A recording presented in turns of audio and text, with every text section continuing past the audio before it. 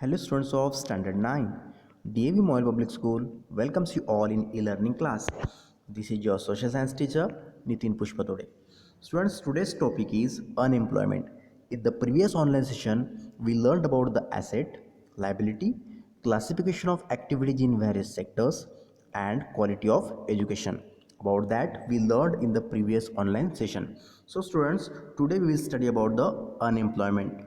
So let's start our today's online session. Students, unemployment. What do you mean by the unemployment? What is the basic theme of unemployment? Listen, it is very essential to know about it. Listen, unemployment is a term referring to individuals who are employable and seeking a job but are unable to find job. Unemployed individuals not only lose income but also face challenges to their physical and mental health. Students, unemployment exists when people who are willing to work at the going wages cannot find jobs. The workforce includes all people from the age of 15 years to 59 years. Children and elderly people are not included in workforce. Students, so this is the concept of unemployment. Students, why did unemployment situation create? Listen, what are the causes of unemployment in our country? Students, population growth, seasonality of agriculture occupation, slow economic growth, the caste system, loss of small scale industries.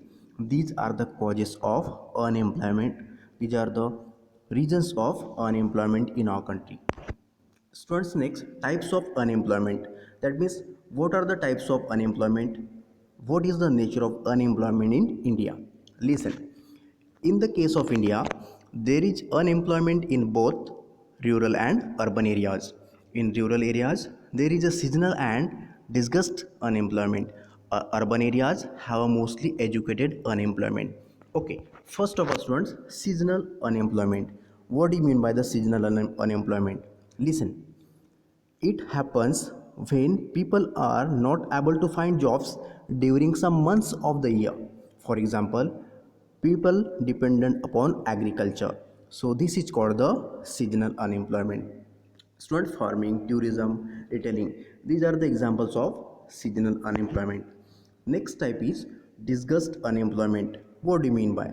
Listen, when all the people appear to be employed, but the work requires less number of person, this unemployment is called disguised unemployment. For example, students, a small farmer's entire family is working on his plot, although all may not be required to do so. So this is called the disguised unemployment. Third one, students, educated unemployment. Listen, in urban areas as well as rural areas, many young people with matriculation, graduation, and post graduation, they have degrees like this. They are not able to find jobs. This situation leads to educated unemployment. Students, manpower situation is observed when surplus of manpower in certain categories coexist with shortage of manpower in others. So this is called the educated unemployment. Students, next point, impact of employment. Impact of employment, that means what are the effects of unemployment? Listen, unemployment has a harmful impact on the overall growth of an economy. Increase in unemployment is an indicator of a depressed economy. It also wastes the resources which could have been gainfully employed. So, listen, unemployment leads to the wastage of manpower resources.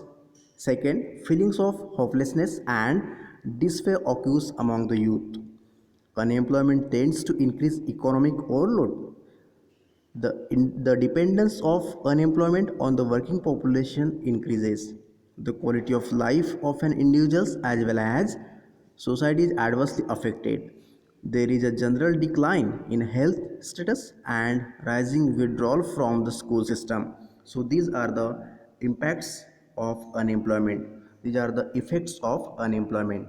Social problems, loss of income for unemployed, less tax revenue and highest government borrowing, loss of the human capital, insufficient use of resources. So these are the impacts of unemployment. Students, next one, employment structure. What do you mean by the employment structure? Listen. Employment structure means how the workforce is divided up between the three main employment sectors: primary sector, secondary sectors, and tertiary employment sector. Students, employment structures change over time. The nature of employment structure in India is multidimensional. Some get employed through the year, some other get employed for only a few months in a year. The economy is classified into the three sectors: primary or agriculture sector, secondary or industrial sector, or tertiary or service sector. So, first of all, in a primary sector, yes, definitely in India, agriculture sector provides more job opportunities than any other two sectors. It employs 50% of workforce of the country. It also occurs for 18% for the total GDP of India. So, students, this is the primary sector's jobs opportunity in front of us. Second, students, secondary sector.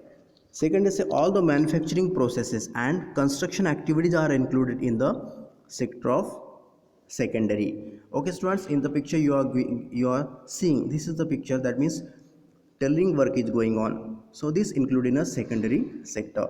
It also provide a more job. Next one, students, tertiary sector. All activities which support the primary and secondary sectors are classified in this category. These include trade, transportation, communication, sales and services, education, health, tourism, banking, insurance, etc. So, students, simultaneously, tertiary sector also provides a lot of job. Okay, students, in such a way that we learned about the employment structure, unemployment, impacts of unemployment, causes of unemployment. On the basis of today's content, some assignment question I am giving you. Students, these questions in front of you, you have to write the answer of this question. In such a way that, students, this lesson is finished. In the next online session, we will learn the new lesson in that session. Okay, students. Thank you very much and have a nice day.